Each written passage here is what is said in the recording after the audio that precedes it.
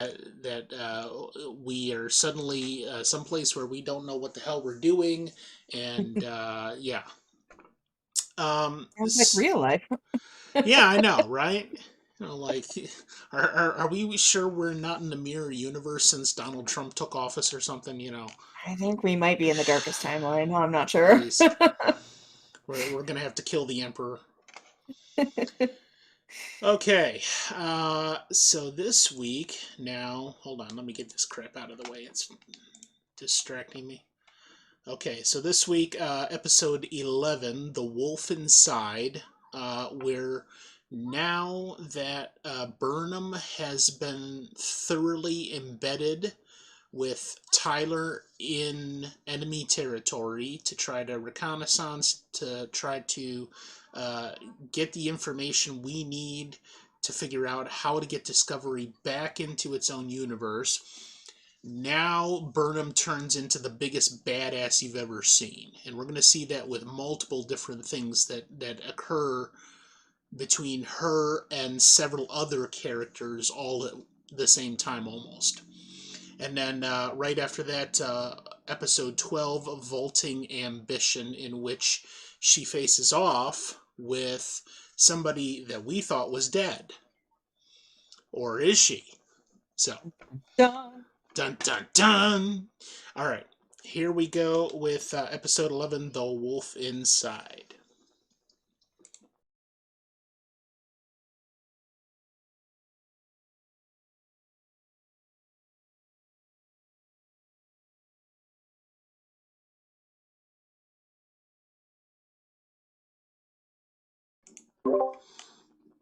Aha! Ah, Yeah, in the famous words of so many other things prior to this, dun dun dun! yeah, so much going on. Yeah. All right, so quick recap. We had, first of all, uh, Burnham going to the surface of this planet on the orders of the Emperor to try to grab intel on the resistance against the Empire, the Terran Empire, and finds out that the leader of the resistance is none other than Voke, son of Nun, along aided by Andorians and Tellarites and other Klingons and Sarek, among other people. And she makes a deal with him to take intel back to the Empire before they lay waste to the planet. And in turn, she wants to know how the Klingons found peace. And unfortunately, found out that it was only due to necessity. And that's the only reason why they made peace with these other species, because they did so out of necessity against the Terran Empire, which was the bigger threat. So we The have that, enemy of my enemy is my friend. right. So Yeah. we have that facet of it. Then we've got Stamets, whose white matter was getting worse and worse because of whatever had happened to him with the multiple jumps, and Tilly being able to make some progress in repairing his brain, but all of a sudden he just dies in the middle of it. And then apparently comes back, or at least partially comes back. We still have brain activity, but maybe he's dead, maybe he isn't. Uh, And there's and two now. and there's two now. Stamets meets his doppelganger in the mycelial network. And then we find out who Tyler really is after all these decades of tension and wondering what the fuck is going on.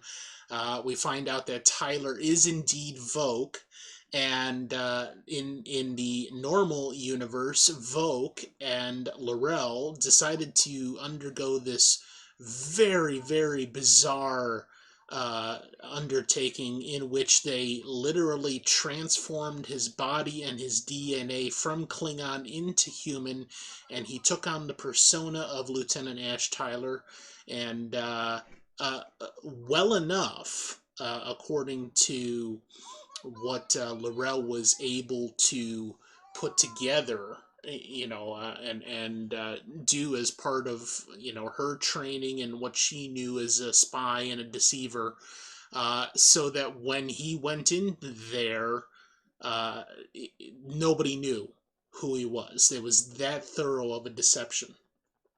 Um, and when we remember from one of the previous episodes when he faced Laurel because she was in the brig and she said the Klingon prayer, it was supposed to snap him out of this human farce and take him back to his Klingonhood, and it didn't work quite right.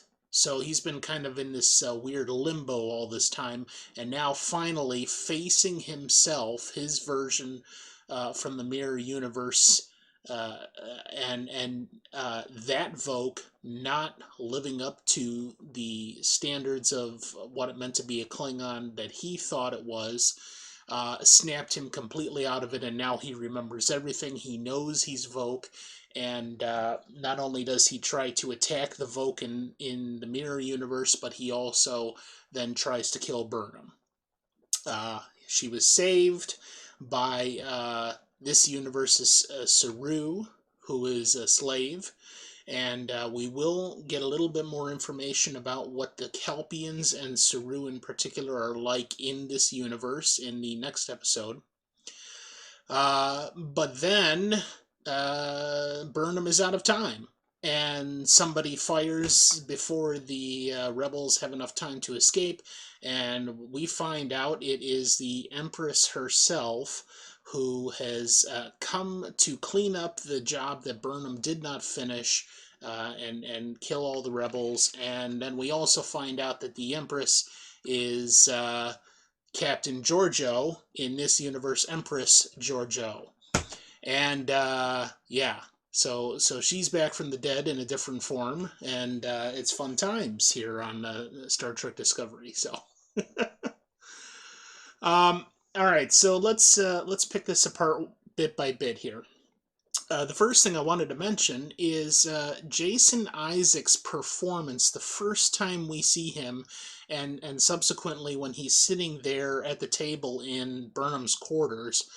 The way he portrayed having just gone through, Lorca's character just going through the severe torture in the this is what they call the agonizer booths, where literally the entire purpose is you get put in this booth and you feel pain, and tremendous amounts of pain. I remember in some of the other stories that I've read about the Mirror Universe, they really describe them in a lot of detail, and just how excruciating it is, like the most excruciating pain you can possibly feel. And the developments that were made in the field of medicine to assist how that process of torture was supposed to go, like making improvements so that the person felt more pain but would not collapse or pass out or anything like that. Just weird ways to really bring out the dark side and really highlight just how evil the people in this universe are. So what did you think of that part of it, Jason Isaacs' performance of Lorca during those sections? Oh, I thought he was great. I mean, he's sitting there and he's like almost like shivering Hmm. because going from what he's experiencing in that chamber to then the absence of that has to be jarring, because it's such an extreme. And, if they are using some kind of drugs to suppress his adrenaline, he's just kind of like he's got to be thrown for a loop. Right. And I also they built that into the storyline a little bit when Burnham was basically saying, "I'm sorry, you don't feel, uh, or you may not understand what is going on here because you're subject to this torture and you may not be thinking clearly about the situation." Cage can't hear you at all for some reason. Uh-oh. Why? I don't know. You're coming through on my end, okay? I don't know. Okay. Screw him. um, and what did you think of Tyler's reaction to seeing Voke in the mirror universe? How he kind of almost PTSD'd out again. Yeah, I think it was like he just, like I kind of said it in the chat, he's freaking out. Like he's seeing himself, which in most things, if you're in like an alternate universe and you see yourself, that's like damaging to your psyche. So, and then he's got this like brainwash thing going on where he's just triggered and he's going crazy. So I thought that was pretty interesting that he tries to kill himself Yeah. right off the bat, and and he explains it as like, oh well, he was thinking of Michael all those the other time that he was kind of triggered to that she's his tether, and this time it didn't work because he actually saw himself. Yeah, and that's what broke him out of the thing entirely, and now he remembers everything. But Hmm.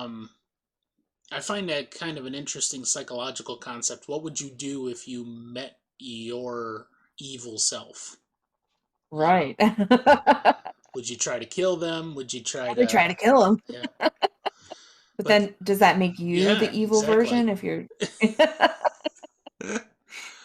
um, and maybe that's Star Trek is so often been of necessity trying to build things into the storyline of talking about human nature or current politics or things that are currently going on in the world.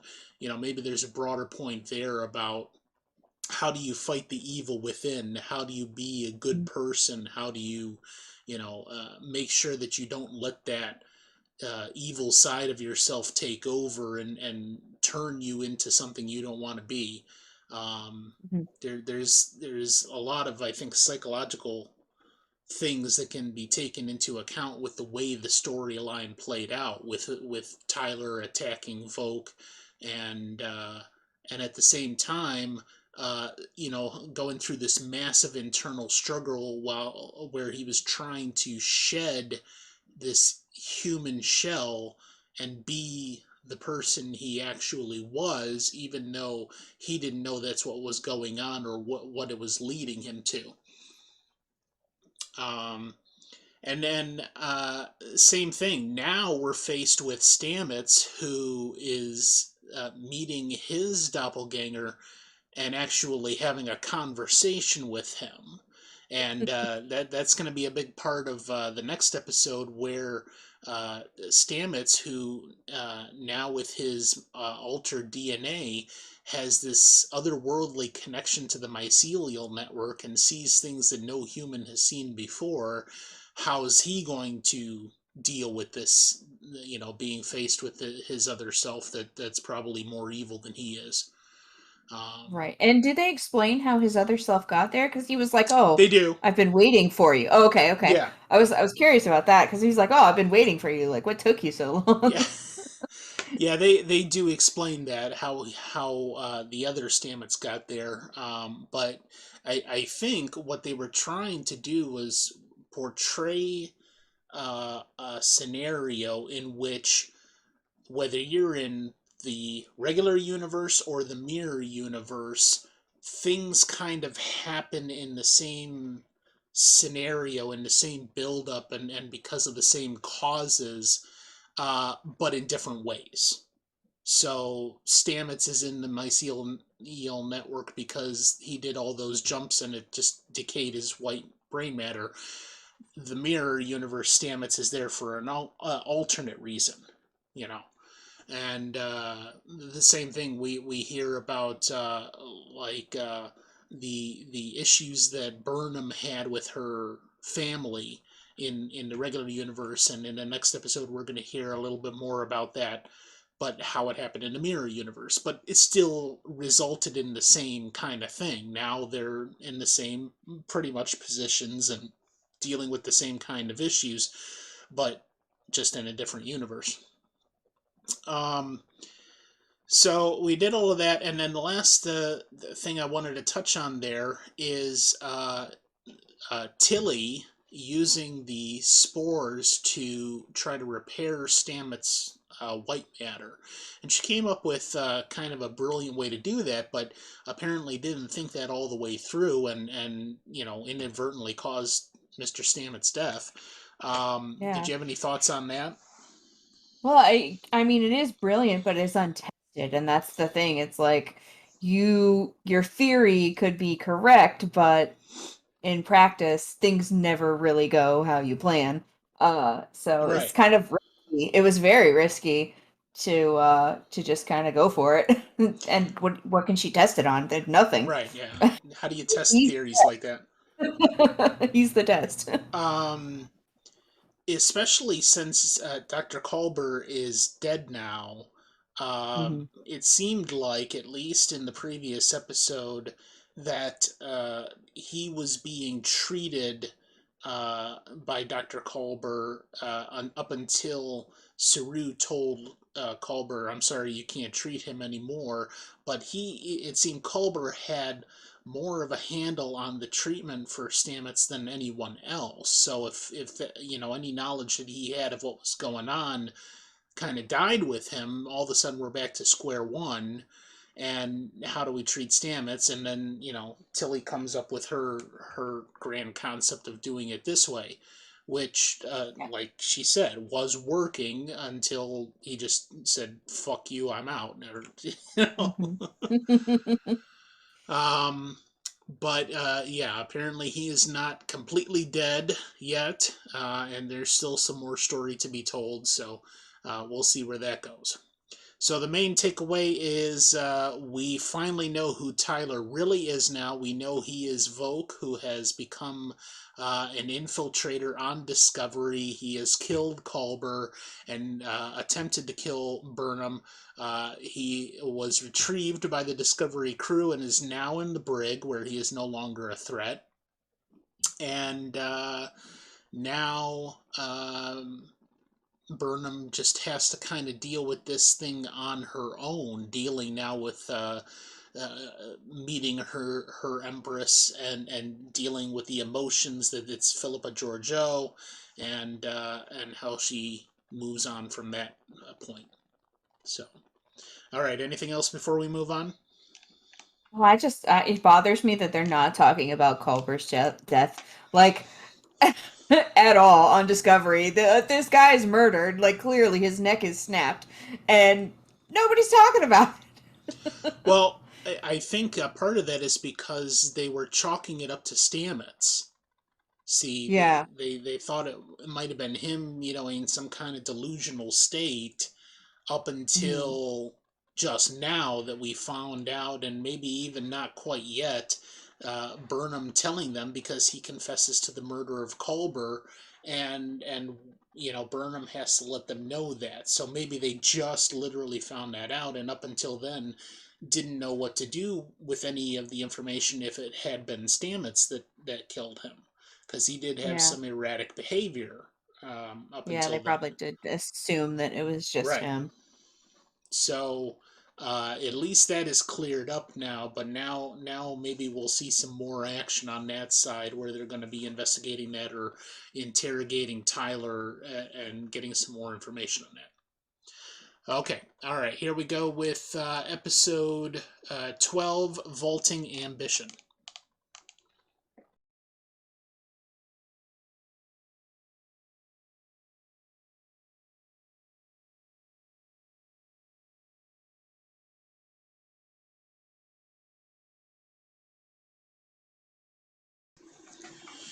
Yes, plot twist again.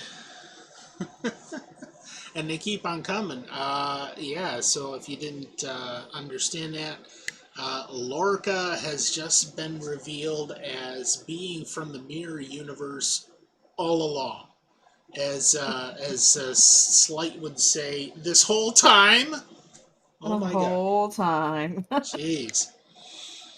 Yeah. So Burnham put two and two together there and finally realized that all of these things, these odd things about Lorca that we've noticed, but we didn't necessarily have a decipher for, have now fallen into place. Burnham has realized that Lorca is the Lorca from the mirror universe, especially because of the sensitivity to light, something that he had all along while in the regular universe. And the fact that he was seeking Burnham out in the regular universe in order to get back to the mirror universe, in order to get onto the palace ship and try to defeat the Emperor or Empress. Yeah, a little convoluted there, but damn if that doesn't beat all. At least that solves the issue of why we didn't feel Lorca was on the up and up the whole time. Right. Um, so a couple of the things. First of all, I thought now that we know what happened to Stamets and what happened to his doppelganger, I wanted to say that this is one point where I think the writers failed in the previous episode by having this bit where he dies and then comes back to life. And I thought they probably could have easily just done like a near death experience. Like, his heart stops for a minute, but then we get him back immediately instead of this long dramatic pause where we think Stamets is dead and then all of a sudden he's back. I think that did the story a disservice, Hmm. and that they could have played that out a little bit better, um, especially seeing as how we had just lost Culber, and it Right. seems like a little bit of, pardon the cliche term, overkill by also killing Stamets and then just bringing him back to life, like you know, just a little too much over the top. What did you think about that? Well, I think they could have like put. I think when he died the first time, they could have put the part where he meets himself in the mycelial network and all of that. They could have put that right there and not had him. Oh, they saved him, and then he goes back into this. Like they could have rearranged it. I think to make it a little more cohesive Okay, so of you're a storyline. saying like the part that we had in this episode with him dealing with the mirror universe Stamets should have been Yeah. like in the space where he was supposedly dead Right. So he's last like in episode. purgatory or whatever, and then he comes out of it. Okay. Well, and then that's also overshadowed now by the fact that he is apparently in the wrong body, and Yeah. and he's in the mirror universe Stamets They body and vice versa. Yeah. switched. So now we need to figure out how they're going to fix that. Um, and as I was saying previously, we get a little more understanding of the history of Burnham in this universe. Georgiou was saying that her parents still died, but basically she was under Georgiou's uh, uh, parentship than Sarek's the whole time, and that's why that whole thing never happened between her and Sarek. Um, and even further, then she was finding a father figure in Lorca, but then that became more than that and became a romantic or physical relationship. Uh, and what we did not hear was what happened to Burnham in the mirror universe. Lorca said at the end there that he was with I can't remember that guy's name, his sister Ava, Oh, Ava, yeah. and then somebody better came along. Well, clearly that's Burnham, but what happened to Burnham in their universe? Giorgio was saying Mhm. something about that Burnham had conspired with Lorca to overthrow Georgiou, and they had ran off together. Um, and apparently that was portrayed like, in the news in the mirror universe, that everybody thought that was he was still a traitor, but then Burnham went after him to try to arrest him and bring him back for justice, and was killed in the pursuit, when all along it was they were off together gallivanting and in cahoots. So we still maybe need to find out what happened to Burnham in the mirror universe. What actually led up to this entire scenario where somehow mirror universe Lorca is in the regular universe and is trying to get back for the sole reason of overthrowing the Empress, and damn, you're trying to hold on to this a dream of power and acquisition and all that, and going apparently to any lengths to do it. So what did you think of like Lorca's whole motivation now that we know he was Mirror Universe Lorca from the beginning? What did you see in that? I mean, I feel like it's kind of a lot. Uh, that's a lot of effort, a lot of things that have to line up for you to get back. Right. Also, like, where's the real Lorca? What's going on there? Did he? I don't know. Maybe we'll get to that. Yeah, I don't know. because It's kind of more questions than answers there's a with couple him. of things there. First of all, we know that uh, the story was supposed to go that Lorca's previous command, the Baran, went down, and his crew was saved, and something else happened. Oh, no, no, no, that was it. He destroyed them. Um, they were fighting the Klingons, and he somehow abandoned ship or something like that, and then he destroyed the ship so that they didn't fall into Klingon hands and the crew become prisoners of the Klingons. Um, so I think there's that storyline, but maybe the real thing that happened was the regular universe Lorca was just as, like they did uh, self-destruct, and just was lost with that ship.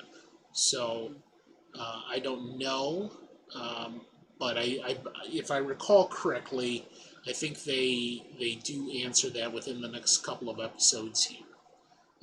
And the second thing to that is his relationship in the regular universe with Admiral Cornwell, and how they had this previous relationship, and now all of a sudden they were rekindling that relationship, but uh, it's the mirror universe Lorca that she's actually shagging and didn't Mhm. realize it. Uh, And then she's like, "Well, you're different.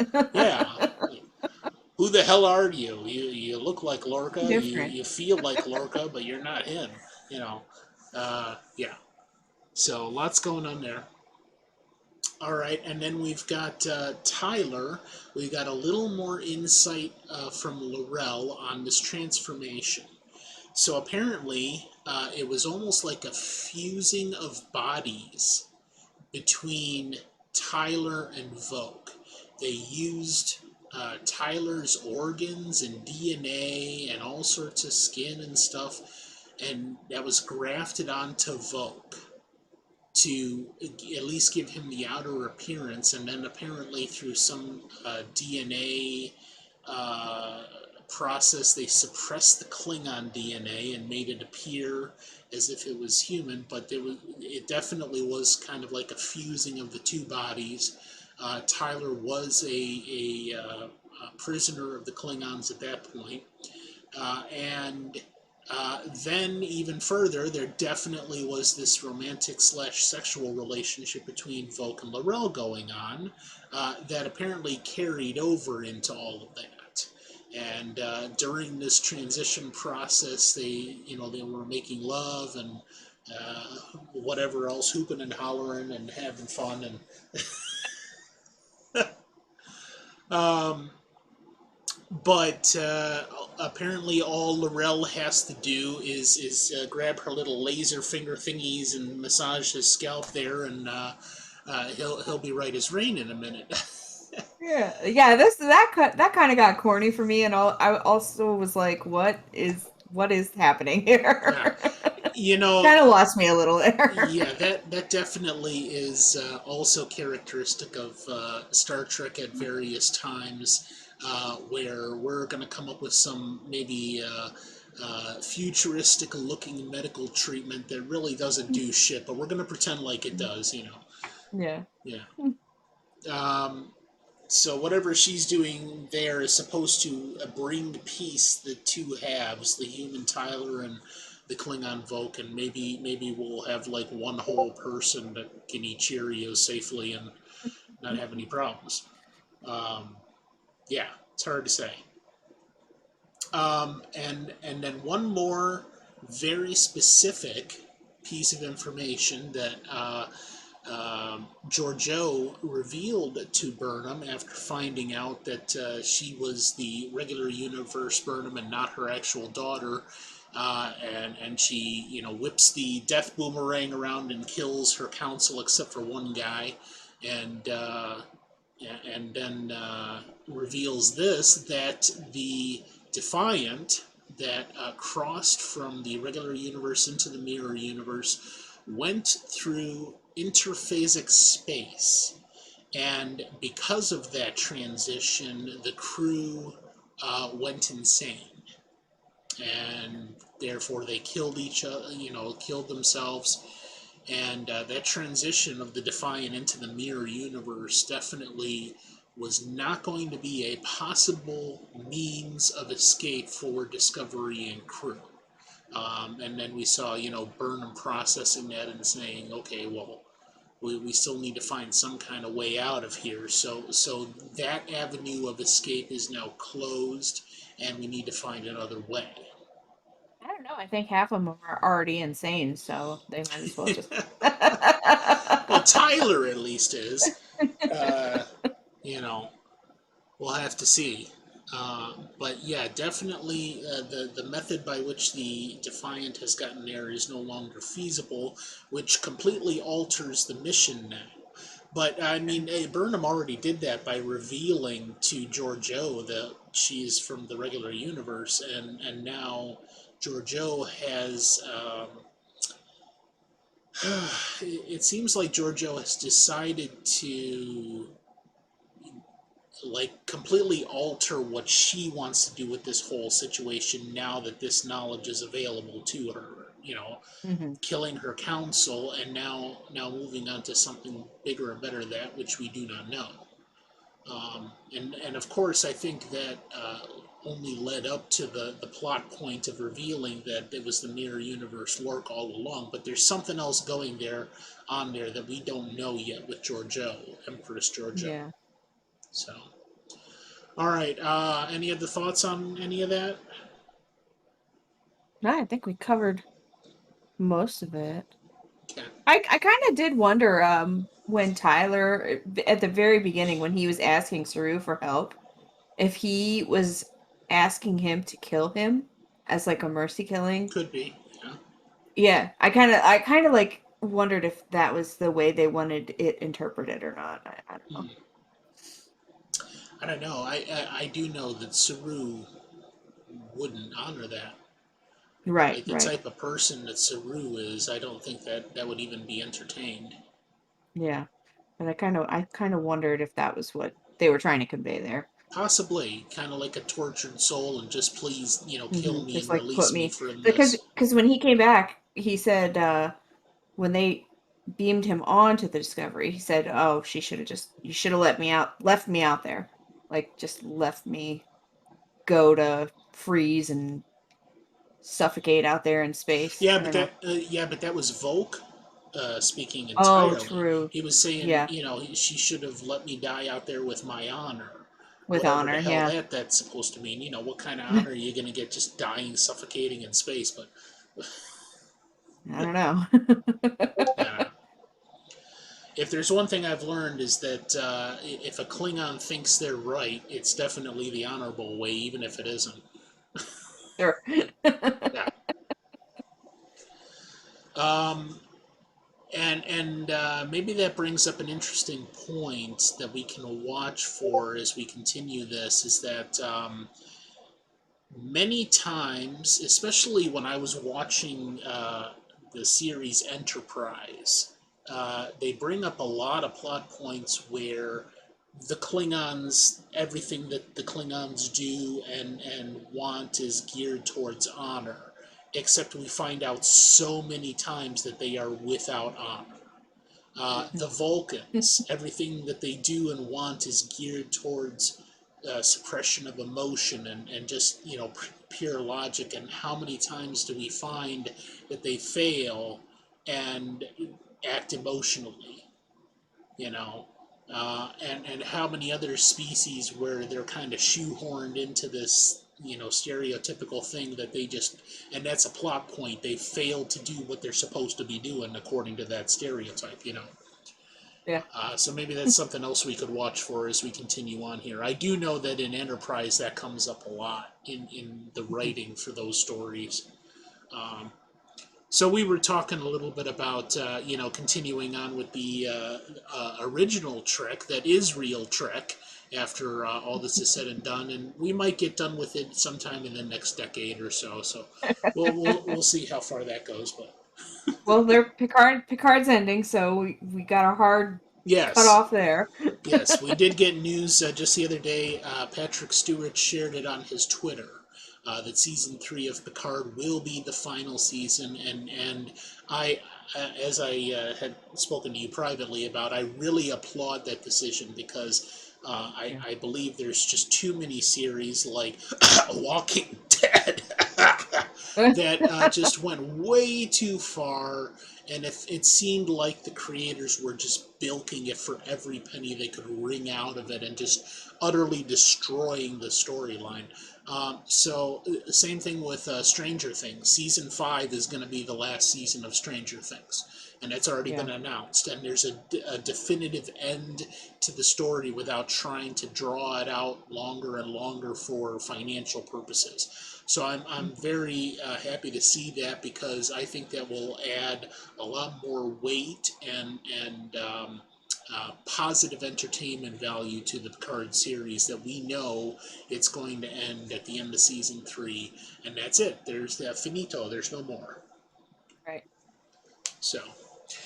As far as our schedule goes, we're not actually going to get into Picard until next year. So far, we're almost to the end of season 1 of Discovery, and we have a few of the short treks that are interspliced throughout what we have remaining here because they're relevant to what's going on in the main series Discovery at the time.